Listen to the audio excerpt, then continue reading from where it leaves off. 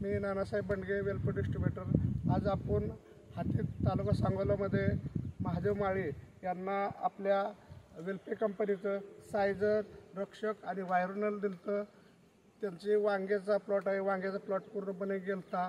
त्यांनी जे प्रोडक्ट वापरलं, वापरायच्या अगोदर कसा प्लॉट होता आणि वापरल्यानंतर काय त्यांना रिझल्ट झाला आहे हे त्यांच्या तोंडून जाणव।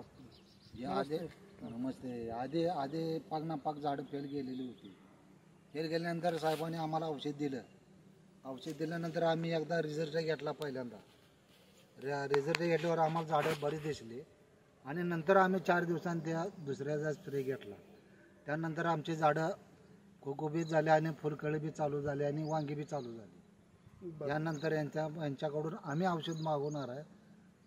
15 तुमच्या वांग्याच्या रोपांना म्हणजे शेंडाळी पूर्णपणे होती, शेंडाळीने पूर्णपणे प्लॉट तुमचा गेलता, तुम्ही काढायच्या मनस्थितीत होता।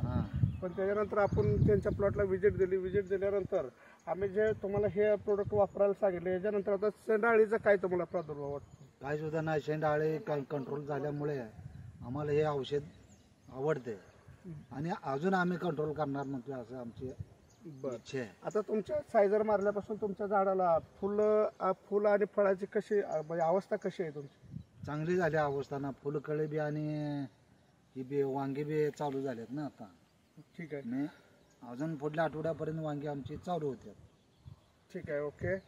जर ज्यांना कोणाला वांग्याचे शेंडाळी किंवा इतर काही प्रादुर्भाव असेल त्यासाठी आपल्या वेलफेअर कंपनीच्या डिस्ट्रीब्युटरचे संपर्क साधा।